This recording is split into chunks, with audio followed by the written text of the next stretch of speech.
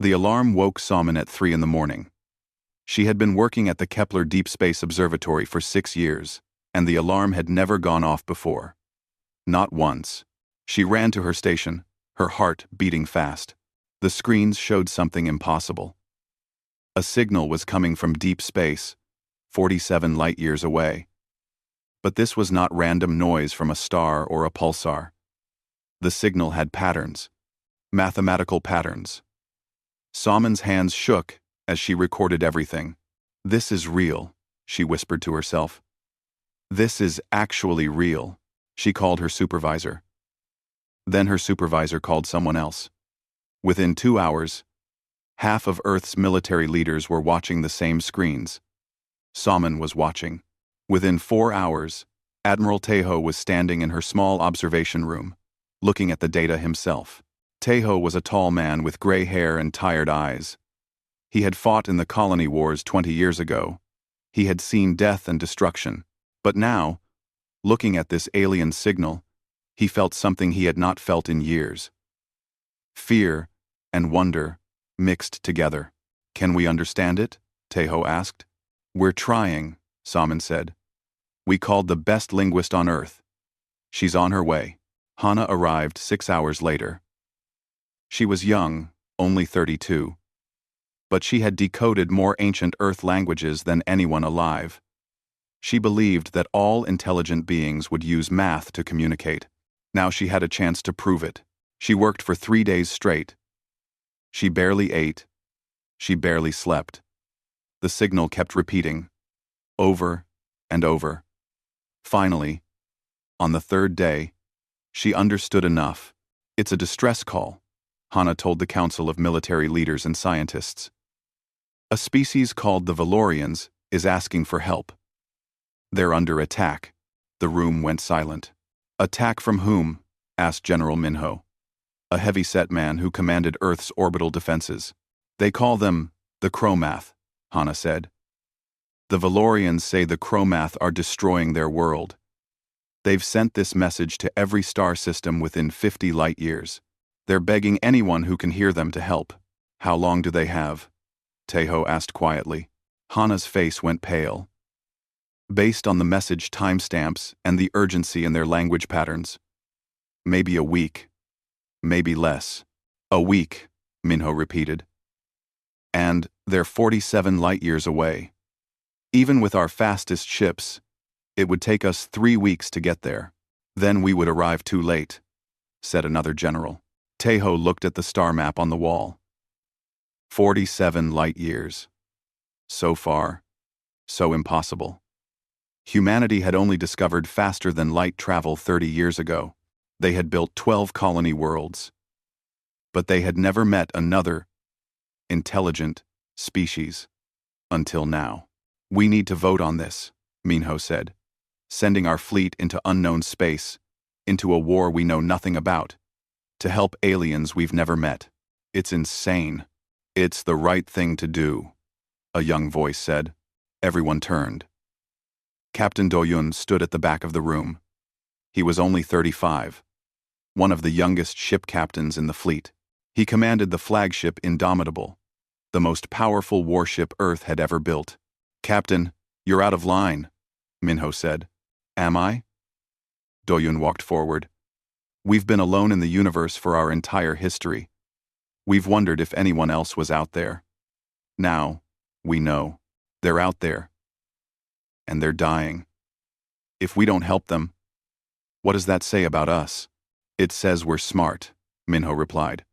"It says we survive. We don't risk our ships and our people for strangers. We're more than that," Doyun said. His voice was steady and strong. "Humanity has always been more than that. We help people. We save people. That's who we are." Tejo watched the young captain. He saw himself 30 years ago, before the wars, before all the death, when he still believed humanity could be better. "The Chromath," Tejo said. "What do we know about them?" Hana pulled up more data. "The Valorians say the Chromath have a massive empire, hundreds of worlds. They're technologically superior. They view other species as resources. They take what they want, And if we go there, they'll see us as enemies, Minho said. They'll see us eventually anyway, Do-yoon argued. Space is big, but not infinite. One day, the Chromath will find Earth. When they do, what will they see? Warriors who fight for justice? Or cowards who hide? The council argued for hours. Some said humanity was not ready. Others said this could start a war. Earth could not win. But Do-yoon kept speaking. He reminded them of Earth's history, the times when people stood up against evil, even when it was dangerous. Finally, Taeho stood up. The room went quiet. I'm old, Taeho said. I've fought wars. I've lost friends. I know the cost of battle. He paused. But Captain Do-yoon is right. We can't call ourselves civilized if we ignore a cry for help. We can't claim to be good if we let genocide happen when we could stop it. You want to deploy the fleet? Minho asked. Yes, Taeho said. 15 warships. 3 medical vessels. We leave in 48 hours. The council needs to approve this, Minho protested. Then call the vote, Taeho said. The vote was close. Very close. In the end, 12 voted yes. 9 voted no. Earth would send its fleet to save the Valorians. Do-yoon immediately began preparing his ship. He called his crew back from leave. He checked every system twice. His tactical officer, Lieutenant Nari, ran combat simulations constantly. But the simulations were useless. They had no data on Chromath weapons or ships. We're flying blind, Nari said. She was a small woman with sharp eyes and a sharper mind. Then we adapt, Do-yoon said. That's what humans do best. In the engineering bay, Chief Engineer Jae-won worked on the weapons. He was a grumpy man who complained about everything, but he was brilliant. He looked at Earth's railguns and missile systems. These are old-fashioned, Jae-won muttered. Kinetic weapons. Physical projectiles. Every advanced civilization probably uses energy weapons now. Jae-won, is that bad? Asked his assistant. Jae-won smiled, a rare sight. Maybe not. Maybe it's good. Maybe they won't expect it. On the day of departure, thousands of people gathered to watch the fleet leave Earth orbit. 18 ships, carrying 5,000 men and women, all heading into the unknown. Hana stood on the bridge of the Indomitable with Do-yoon. She would be their voice when they met the Valorians. If they met the Valorians. If they arrived in time. Are you scared? Hana asked Do-yoon quietly. Terrified, Do-yoon admitted. But that's okay. Fear means we understand the stakes. We just can't let it stop us. Admiral Taeho's face appeared on every ship's screen. He looked at his fleet, his people, and he spoke simply. We're going to save them, Taeho said. The Valorians don't know we're coming. The Chromath don't know we exist. But they're all about to learn something important. They're about to learn what humanity means. Safe travels. See you on the other side. The fleet engaged their FTL drives. Space bent around them. In a flash of light, 18 human ships disappeared from Earth's solar system. They were racing against time. Racing against death. Racing to prove that humanity deserved its place among the stars. 3 weeks. That's all they had. 3 weeks to cross 47 light years and save a civilization from extinction. The Indomitable's engines hummed with power as they pushed through folded space. In her quarters, Salmon listened to the Valorian distress signal again. It was weaker now. Fainter. Time was running out. But humanity was coming. And they would not be too late. The journey through folded space felt strange. Time moved differently when a ship traveled faster than light. 3 weeks would pass for the fleet. But back on Earth, 3 weeks and 2 days would go by. It was a small difference, but it made some crew members uncomfortable. Do-yoon walked through the Indomitable every day. He visited every deck, talked to every department. The crew needed to see their captain. They needed to know he was confident, even if he felt uncertain inside. Captain on deck, someone called out, as Doyun entered the weapons bay. Jaewon looked up from a railgun he was modifying. The engineer had dark circles under his eyes. He had not slept much since they left Earth. Still working? Doyun asked. Always, Jaewon grunted. These railguns are powerful, but I'm making them better. Faster reload time, better targeting systems. You think we'll need them? Jaewon gave him a serious look. Captain, we're flying into a war zone to fight an enemy we know nothing about. Yes, we'll need them. Doyun nodded. He trusted Jaewon completely. The man was negative and grumpy, but his work was perfect. Keep at it. Let me know if you need anything. On the bridge, Lieutenant Nari ran her 100th combat simulation. Every scenario ended badly. The computer predicted 70 to 80% losses for the human fleet, but the computer was guessing. It had no real data. Stop torturing yourself, said Mireille, the sensors officer. She was Nari's best friend, a calm woman who rarely showed stress. I need to find a solution, Nari said. You can't plan for an enemy you've never seen, Mireille said gently. When we get there, we'll adapt. That's all we can do. Any two. We. Any two. We. In the linguistics lab, Hana worked day and night on the Valorian language. Each distress signal taught her more. The Valorians used concepts that humans did not have words for. They experienced emotions differently. They saw colors humans could not see, but one thing was clear. The Valorians valued peace above everything. They had never developed advanced weapons. They had no warships. When the Chromath came, the Valorians had no way to fight back. They're pacifists, Hana told Admiral Tejo during a video call between ships. Tejo's face on the screen looked troubled. Complete pacifists? Yes. Their entire civilization is built on cooperation and understanding. They've never even considered war as an option. Their entire civilization, and now they're being slaughtered for it, Tejo said quietly. Hana nodded. She had been listening to the Valorian messages for days. She heard their fear, their desperation. They don't understand why this is happening. They keep asking what they did wrong. They did nothing wrong, Tejo said. Evil doesn't need a reason, it just needs an opportunity. The days passed slowly. The crew trained constantly. They ran drills for ship-to-ship combat. They practiced emergency repairs. Medical teams prepared for casualties. Everyone knew what was coming. On day 8, Hana decoded a new message. This one was different. It came from a single Valorian, not their government. My name is Elira, the message said. I am a teacher. I taught children about the stars and the beauty of the universe. Now I teach them how to hide, how to be quiet when the Chromath ships fly overhead, how to survive. Hana felt tears in her eyes as she listened. Elira's message continued. We sent our call into the void. We hoped someone would answer. But space is so big, and we are so small. I think we will die here. I think my students will die. But I want whoever finds this message to know that we existed.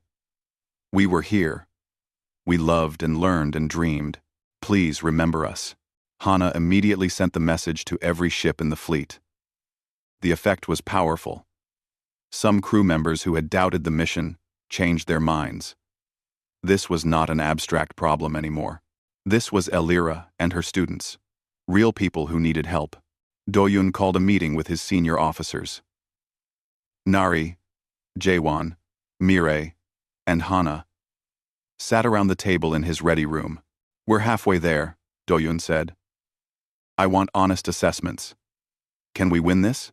Silence filled the room. We don't know what we're facing, Nari finally said. The Chromath could have weapons we can't defend against. They could have shields we can't penetrate. Thanks for watching. We can't diss streets. Or, Jaewon interrupted, they might be overconfident. Advanced civilizations always are. They think their superior technology makes them invincible. That's a big assumption, Nari said. All we have are assumptions, Jaewon shot back. But think about it. The Valorians said the Chromath have conquered hundreds of worlds. That means they fight the same way, every time. They have a pattern. Patterns can be broken. Mireille leaned forward. He has a point. If the Chromath always win easily, they won't expect real resistance. We need to think differently than they do, Doyun said. What advantages do we have? Desperation, Nari said with a small smile. We're crazy enough to fly into a battle we can't win. We have kinetic weapons? Jaewon added. Old-fashioned bullets and missiles. If the Chromath have been fighting advanced civilizations with energy weapons, they might not have defenses for physical projectiles. Hana had been quiet, but now she spoke. We have something else. We have a reason to fight. The Chromath do this for conquest. For resources. We're doing this because it's right. That matters. Does it? Nari asked. Does moral superiority stop plasma weapons? It stops fear. Doyun said. It keeps us going when logic says we should run. Every human on these ships chose to be here. We all volunteered. That's powerful. On day 15, the Valorian signals changed. They became urgent. Panicked. Hana translated them as fast as she could. The Chromath have deployed planet-killer weapons, she announced to the bridge. The Valorian homeworld has less than 48 hours. The bridge went silent. Everyone did the math in their heads. The fleet was still 6 days away from the Valorian system. No, Doyun said firmly. Captain, we're already at maximum safe speed, said the helmsman, a young man named Hyun. Then go beyond safe speed, Doyun ordered. Sir, that could damage the engines. We might not make it at all. Doyun looked at Hana. She was clutching the latest Valorian message, tears streaming down her face. He looked at his crew, all of them waiting for his decision. Contact Admiral Taeho, Doyun said. Request permission to increase to 115% engine capacity. Mireille's eyes widened. Captain, that's incredibly dangerous. So is letting an entire civilization die when we could save them, Doyun replied. Admiral Taeho appeared on the screen. Doyun explained the situation. 115%. Taeho repeated. We could lose ships before we even reach the battle. Yes, sir, Doyun admitted. But if we don't try, we definitely lose the Valorians. Taeho was quiet for a long moment. Then he nodded. All ships will increase to 115% capacity. If we burn out our engines, we burn them out saving lives. That's a trade I'll make. The fleet accelerated. The ships shook and groaned. In the engine rooms, engineers watched their systems redline. Alarms blared. But the ships held together. Jaewon stood in the Indomitable's engine room, watching the power levels climb higher and higher. Come on, he whispered to the machinery. Just hold together a little longer. 3 days later, one of the smaller destroyers, the Gwangju, suffered a critical engine failure. The ship had to drop out of FTL and make repairs. Captain Sung-ho, the commander of the Gwangju, contacted Taeho. We'll catch up, Sung-ho said. Go on without us. Are you sure? Taeho asked. We didn't come this far to miss the fight, Sung-ho replied. We'll repair and follow at maximum speed. Save some Chromath for us. The 17 remaining ships pushed forward. They were exhausted. Their ships were stressed. But they were going to make it. They were going to arrive in time. On the final day of the journey, Hana received a direct message from Elira. I don't know if anyone received our calls for help, Elira's voice said. The Chromath ships fill our sky. They're destroying everything. But I want to thank whoever is listening. Thank you for caring enough to listen. May your civilization live in peace forever. Hana sat alone in her quarters, crying. She had never met Elira. They were from different species, different worlds.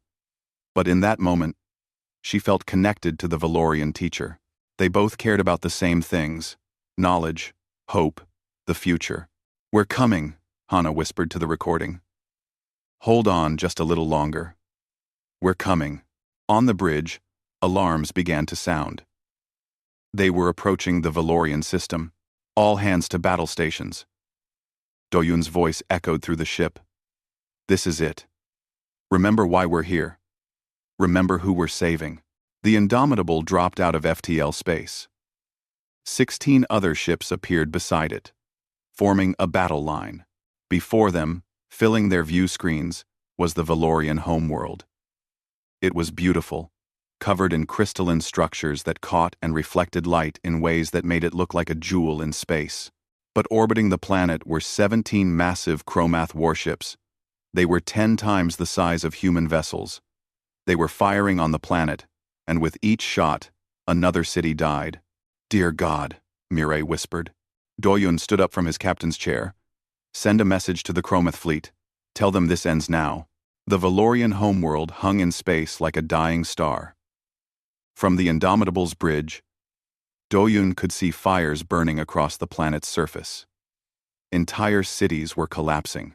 The crystalline structures that made the world so beautiful were shattering under Chromath weapons. "Sensors, report," Doyun ordered. Mireille's fingers flew across her console. 17 Chromath warships in orbit. Each one is. She paused, her face going pale.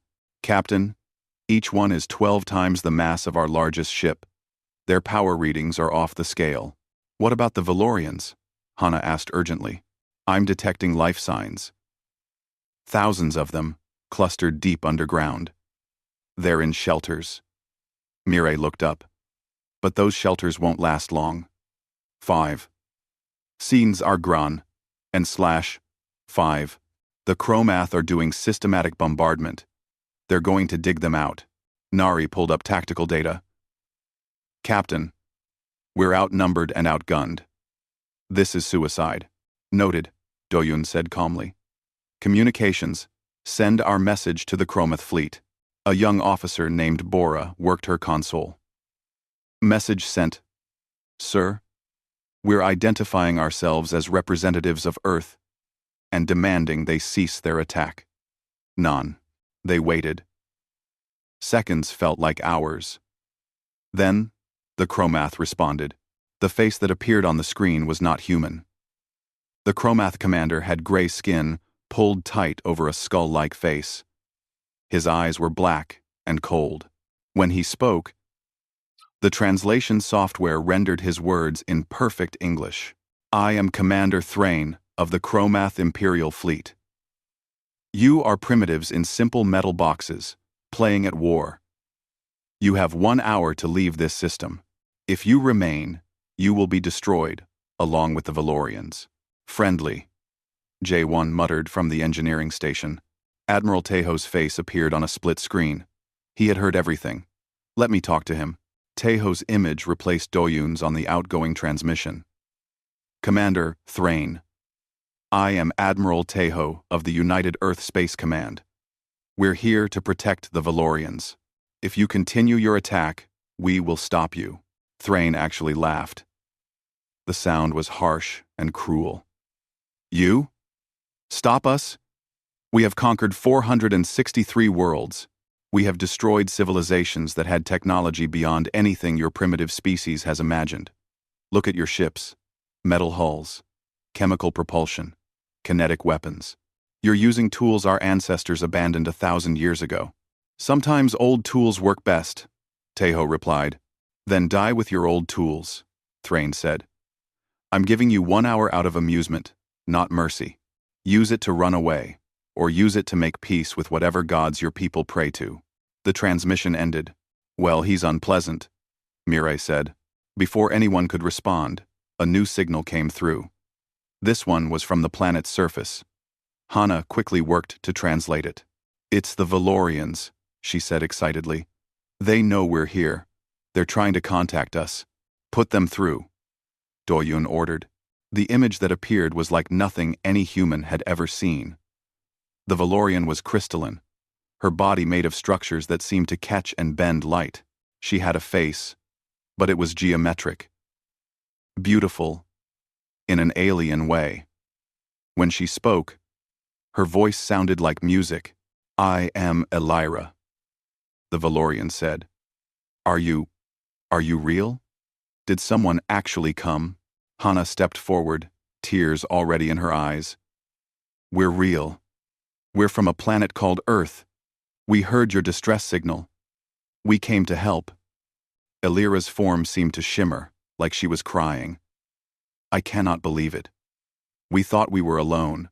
We thought no one would answer." "How many of you are left?" Teho asked gently.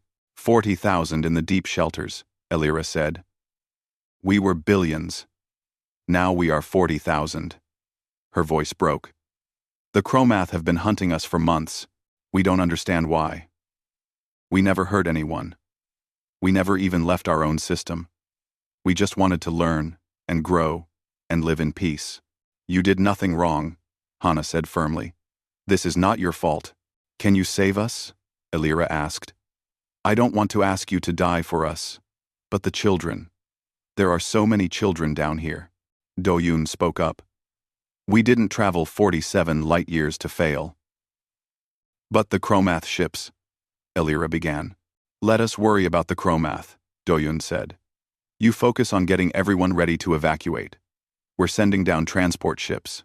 After the transmission ended, Teho called an emergency meeting with all ship captains. Their faces appeared on screens throughout the Indomitable's bridge. "We all saw what we're facing," Teho said. "I won't order you to fight. This has to be a choice.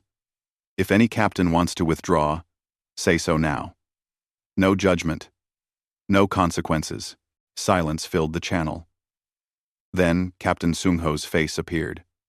The Gwangju had caught up with the fleet, running on partially repaired engines. "We just got here," Sungho said. "We're not leaving." One by one, every captain reported the same. They would fight. "Then here's the plan," Teho said. "Our medical ships and 3 destroyers will drop to the planet and evacuate Valorians. The rest of us will engage the Chromath fleet and keep them busy." "Sir, with respect, that's suicide," said the captain of the Busan, a woman named Jiwon. "Maybe," Teho admitted. "But Nari, share your analysis." Nari brought up tactical data for all the captains to see. "The Chromath ships are massive and powerful. Their shields are incredible. But look at the energy distribution. They're designed to defend against directed energy weapons. Lasers, plasma, particle beams. We don't use those," Jaewon added. "We use railguns. Metal slugs traveling at a fraction of light speed. We use missiles with explosive warheads. Physical impacts. Their shields might not be optimized for that," Nari continued. "It's a theory. But it's all we have. Also, they're slow," said Mireille. "Those ships have massive firepower, but limited maneuverability. Our ships are smaller and faster. We can use that." Doyun stood up. "The Chromath think we're primitives. Let's use that against them. They'll underestimate us." "That's our advantage. One more thing," Hana said. "The Valorians have been studying the Chromath for months. They have detailed scans of the ship designs. I'm downloading that data now. It might help us find weak points." The data came through. Jaewon and Nari studied it quickly. "There," Jaewon said, pointing to a section on the Chromath ship schematics. "Their main power cores are exposed. They probably rely on their shields to protect them. If we can get through the shields, we hit the power cores and take out their main systems," Nari finished. "That's a lot of ifs," Teho said. "Yes, sir." Doyun agreed. "But it's a chance. And a chance is all we need." Teho looked at all his captains. These were good people.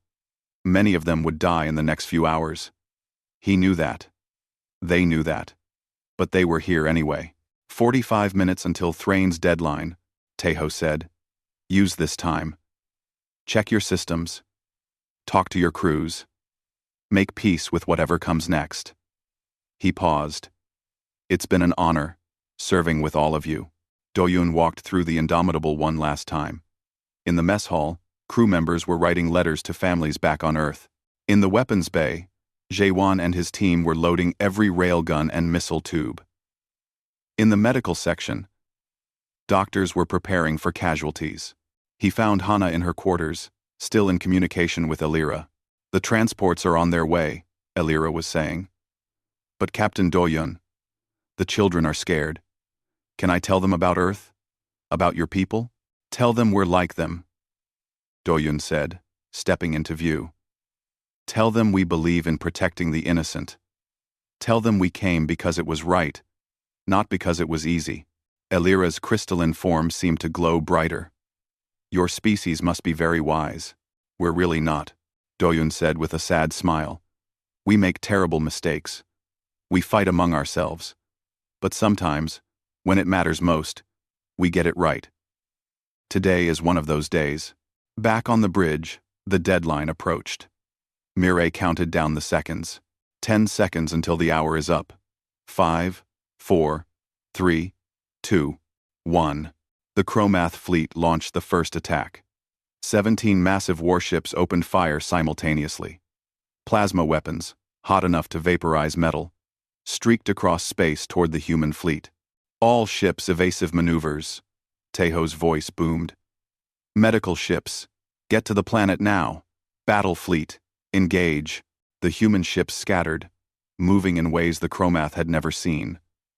The first volley of plasma fire missed, streaking harmlessly into empty space. "They're used to fighting ships that can't dodge," Nari said with grim satisfaction.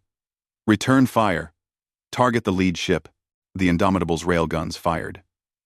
Metal slugs, each weighing several tons, traveled at incredible speed toward the Chromath flagship. The shields flared as they hit, and then something impossible happened. The shields held against the first impact. The second, but the third slug punched through. It hit the hull of the Chromath ship and penetrated deep. "Shields are not optimized for kinetic impacts," Mireille shouted. "The theory was right. All ships, focus fire," Taeho ordered. "Hit them hard and fast." The battle for the Valorian homeworld had begun. Humanity, outnumbered and outgunned, was about to teach the Chromath Empire something important. Never underestimate the humans. Space exploded with violence. The human fleet scattered like a swarm of angry insects around the massive Chromath warships. Plasma fire lit up the darkness. But the human ships were fast and small. They dodged and weaved through the barrage. "The Soul is taking heavy fire," Mireille called out. Doyun watched his tactical screen. The cruiser Soul was one of their biggest ships, trying to draw fire away from the medical vessels heading to the planet. A direct plasma hit struck the Soul's starboard side. The ship's shields collapsed. "Soul is venting atmosphere," Mireille said, her voice tight. "Multiple hull breaches." 2. "Soul, this is Indomitable. Fall back for repairs," Doyun ordered. "Negative," came the reply from Captain Youngho. "We're still operational. We're not done yet." The Soul fired its railguns, even as fires burned through its corridors. 3 tungsten slugs hammered into a Chromath destroyer. The first 2 hit the shields. The third punched through and struck the hull, tearing a massive hole in the ship's side. But the Chromath response was devastating. 5 ships concentrated their fire on the Soul. The small cruiser never had a chance. It exploded in a ball of fire and debris. "Soul is gone," Mireille whispered. 400 crew members. Number sent. With Son parked, the bridge was silent for a moment. 400 people. 400 lives ended in seconds. They died protecting the evacuation. Doyun said quietly. "Make it count. All ships. The Soul bought us time. Use it. Press the attack." Doyun. Class. The human fleet surged forward. The Indomitable led the charge, with Nari coordinating the assault. "Target the ship on the left flank," Nari ordered. "All railguns, sequential fire. Don't give their shields time to recharge between impacts." The tactic worked. The Indomitable and 3 destroyers hammered the same Chromath ship over and over. The shields flickered, failed, and then the hull was exposed. Missiles launched from the human ships, conventional explosives that the Chromath shields were not designed to stop. The Chromath ship shuddered as explosions rippled across its surface. Then, its power core went critical. The massive warship broke apart, debris spinning into space. First Chromath ship destroyed, Mireille shouted. The human fleet cheered. But Commander Thrain was done underestimating them. The Chromath ships changed formation, working together to create overlapping fields of fire. They're adapting, Nari said. They're not giving us openings anymore. A plasma bolt struck the destroyer, Daegu. The ship's aft section melted away. The Daegu started spinning out of control. Daegu reports engines destroyed, Mireille said. They're adrift. Can we tow them out? Doyun asked. Not while the Chromath are targeting them, Nari replied. On the planet's surface, the medical ships had landed. The Valorians were evacuating as fast as possible, but it was not fast enough. The Chromath had noticed the evacuation and sent 2 warships to intercept. 2 Chromath vessels breaking formation, Mireille reported. They're heading for the planet. J. Not happening, Doyun said. Helm. Intercept course. Maximum speed. Sir, that will put us between the Chromath and the planet with no cover, Hyun protested. I know. Do it. The Indomitable burned hard, racing to put itself between the Chromath ships and the defenseless medical vessels. 3 other ships followed. The Busan, commanded by Captain Jiwon, the Ulsan, a fast attack cruiser, and the Gwangju, still running on damaged engines. This is going to hurt, Jaewon said from engineering. The Chromath ships opened fire. Plasma bolts the size of buildings streaked toward the human vessels. The Indomitable took 3 direct hits. Its shields collapsed. Hull plating melted. Alarms screamed throughout the ship. Hull breaches on decks 4 through 7, Mireille shouted. We've lost forward shields. I don't care, Doyun said. Keep us between them and the planet. All weapons, fire. The Indomitable's railguns fired continuously. The ship shook with each shot. Return fire from the Chromath ships tore through the human formation. The Ulsan took a direct hit to its bridge. The ship went dark, dead in space, but the human ships were buying time. On the planet, the medical vessels loaded Valorians as fast as possible. Elira coordinated the evacuation, getting the children on board first. 15,000 evacuated, Hana reported. She was monitoring the rescue operation. 25,000 to go. We need more time, Doyun said. Captain Jiwon's voice came through on the command channel. Indomitable, this is Busan. We're critically damaged. Engines are failing. There was a pause. I'm going to give you that time. Jiwon, don't, Doyun started. It's been an honor, Captain, Jiwon said. Take care of the Valorians.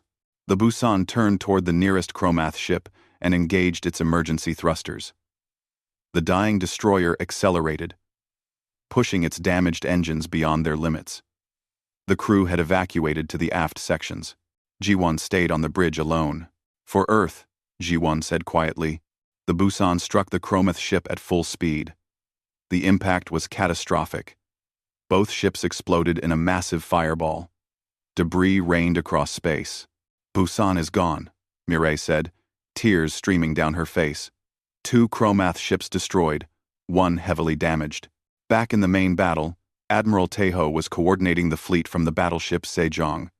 He saw the sacrifice of the Busan and knew others would follow.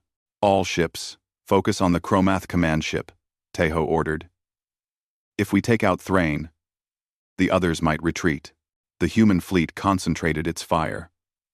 Railguns, missiles, everything they had, aimed at Thrain's flagship. The massive ship's shields glowed white-hot under the barrage. But Thrain was ready. His ship's weapon systems locked onto the Sejong. Incoming fire! Taeho's tactical officer shouted. The Sejong tried to evade, but it was too slow. Plasma fire struck the ship's port side. The battleship shuddered. Secondary explosions rippled through its hull. "We're venting core coolant," someone shouted. "Power levels dropping." Tejo stayed calm. "Transfer all power to weapons. If we're going down, we're taking them with us." The Sejong fired everything it had. Railguns, missiles, even its point defense systems. The attack was desperate and wild. But some shots hit. The Chromath flagship's shields finally collapsed under the sustained assault. "Their shields are down," Nari shouted from the Indomitable. "All ships! Target the flagship now." Every human ship in range fired. Tungsten slugs and explosive missiles hammered Thrane's ship. The hull buckled. Explosions bloomed across its surface. Inside the Chromath flagship, Thrane stood on his bridge, watching his ship die around him. He could not believe it. These primitives, these humans with their ancient weapons, they were winning. "Sir, we must retreat." Thrane's black eyes burned with rage. "Never. Destroy them all. I don't care what it costs." But the cost was too high. The Chromath flagship's power core was breached. The massive ship started breaking apart. "The flagship is destroyed," Mireille called out. The remaining Chromath ships hesitated. Their commander was dead. The primitive humans had actually killed him. For the first time in their long history of conquest, the Chromath felt something unfamiliar: fear. 5 Chromath ships broke formation and fled, engaging their FTL drives and disappearing. But 6 ships remained, too proud or too angry to run. "Keep fighting," Doyun ordered. "We're not done yet." The battle raged on. The Gwangju, running on engines that should have failed hours ago, made an attack run on a Chromath cruiser. Captain Sung-ho piloted the ship personally, dodging plasma fire with skill born of desperation. "We've got one shot at this," Sung-ho told his crew. "Make it count." The Gwangju fired every missile it had left. 20 missiles streaked toward the Chromath ship. The Chromath point defenses shot down 15 of them, but 5 got through. They struck the Chromath ship's exposed power core. The explosion was massive. The Chromath ship died instantly, but the Gwangju was caught in the blast. The destroyer tumbled through space, breaking apart. "Gwangju, report," Tejo called out. "We're alive." Sung-ho's voice came through, weak but defiant. "Ships destroyed, but the crew made it to escape pods. We're out of the fight, but we're alive." On the planet, the last Valorians were boarding the medical ships. Elira was one of the last to leave. She looked back at her dying world one final time. "Goodbye," she whispered to her home. The medical ships lifted off, their holds packed with 40,000 Valorian refugees. They burned hard for space, racing past the battle. "All Valorians are evacuated," Hana announced. "Then it's time to go," Tejo said. "All ships, disengage and retreat. We got what we came for." But as the human fleet started to withdraw, the 6 remaining Chromath ships pursued. They wanted revenge. They wanted to destroy every human vessel. "They're following us," Nari said. Doyun looked at his tactical display. The human fleet was battered. They had lost 5 ships completely. 6 more were heavily damaged. If the Chromath caught them, it would be a slaughter. "We need a rear guard," Doyun said quietly. "Ships that can hold them off, while the others escape." Admiral Tejo came to the same conclusion. Indomitable, Sejong, and any ship that can still fight, form a defensive line. Everyone else, get those Valorians to safety. The medical ships and damaged vessels jumped to FTL, carrying the Valorian refugees to safety. 7 human warships remained, facing 6 Chromath vessels. "Well," Jaewon said, looking at his failing engineering systems, "at least the odds are better now." The final phase of the battle was about to begin. 7 human ships faced 6 Chromath warships. The odds were almost even now, but the human vessels were damaged and running low on ammunition. The Chromath ships, though fewer in number, were still massive and powerful. "They're forming up for a final attack," Nari said. "They want to destroy us completely." Admiral Tejo's voice came through on the fleet channel. His ship, the Sejong, was barely holding together. Half its systems were offline. "Listen to me," Tejo said to all the remaining ships. "We've already won. The Valorians are safe. That was our mission. If we die here, we die as heroes who saved 40,000 innocent lives." "But we're not planning to die, right?" asked Captain Kyung from the destroyer Incheon. "Not if we can help it," Tejo replied with a tired smile. "We still have one advantage. We're human. We don't give up." On the Indomitable, Do-yoon studied the tactical situation. His ship had taken heavy damage. The forward weapons were destroyed. Half the crew was injured, but the main railgun still worked, and that was enough. "Jaewon, how much power can you give me for one final shot?" Do-yoon asked. The engineer looked at his readings. "I can give you everything, Captain. But after that, we'll be dead in space. No engines, no weapons, no shields." "Then we better make it count," Do-yoon said. "Nari, I need a target. Something that will hurt them badly." Nari analyzed the chromath formation. "There," she said, highlighting a ship in the center. "That's their command vessel now. The other ships are following its orders. If we take it out, they'll lose coordination. How close do we need to get? For a guaranteed kill through their shields?" "Nothing about this is safe," Do-yoon said. "Helm, take us in, full speed." The Indomitable burned toward the chromath fleet. The other human ships provided covering fire, drawing the chromath attention. Plasma bolts filled space, but the Indomitable kept moving. "They've noticed us," Mireille said. "3 ships are targeting us. Stay on course," Do-yoon ordered. Plasma fire struck the Indomitable. The ship's remaining shields failed immediately. The hull took direct hits. Sections of the ship melted away. Crew members screamed as fire spread through corridors. "We're not going to make it," Hyun shouted from the helm. "Yes, we are," Do-yoon said calmly. "Keep going." In the engineering section, Jaewon watched his systems fail one by one. "Come on, you stubborn machine," he muttered, manually rerouting power. Just a little longer. The Indomitable closed to point-blank range with the chromath command ship. So close that the chromath couldn't maneuver away. So close that a miss was impossible. "Fire," Do-yoon ordered. The main railgun fired. The slug, made of dense tungsten alloy, traveled at a significant fraction of light speed. At this range, shields meant nothing. The projectile punched through the chromath ship's hull like paper. It penetrated deep into the ship's core and detonated the power systems. The chromath command ship exploded from the inside out. The blast was so powerful, it damaged 2 nearby chromath vessels. But the Indomitable paid a price. The explosion's shockwave hit the human ship. Already damaged, the Indomitable broke apart. The aft section separated from the forward hull. "All hands, abandon ship," Do-yoon ordered. "Get to the escape pods." The crew scrambled for safety. Hana grabbed her research data and ran. Mireille helped injured crew members to the pods. Jaewon stayed in engineering, keeping the power running long enough for everyone to escape. On the bridge, Do-yoon made sure everyone else left first. Nari stayed with him. "Go," Do-yoon told her. "I'll be right behind you." "You're a terrible liar, Captain," Nari said. She grabbed his arm. "We go together." They ran for the nearest escape pod. Behind them, the bridge collapsed.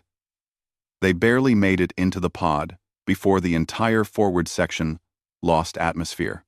The escape pod launched, joining hundreds of others fleeing the dying Indomitable. Do-yoon watched through the small window as his ship, his home for 5 years, broke apart completely. But the sacrifice was not in vain. With the chromath command ship destroyed, the remaining chromath vessels lost coordination. Admiral Tejo pressed the advantage. "All ships, concentrate fire on the damaged vessels," Tejo ordered. The human fleet, though battered, still had fight left. The destroyer, Incheon, commanded by Captain Kyung, led a daring attack run. The small ship darted between Chromath vessels, firing its remaining weapons at vulnerable points. One Chromath ship, already damaged by the command ship's explosion, took critical hits. Its hull buckled. The ship tried to retreat, but its engines failed. It hung in space, helpless. "Should we finish it?" Kyung asked. "Negative," Taeho said. "Let them see what happens when they fight humanity. Let them go home and tell the story." The remaining Chromath ships finally broke. They had lost 12 vessels. Their commander was dead. The primitive humans had beaten them. The Chromath ships engaged their FTL drives and fled, leaving their damaged comrade behind. Silence filled the battlefield.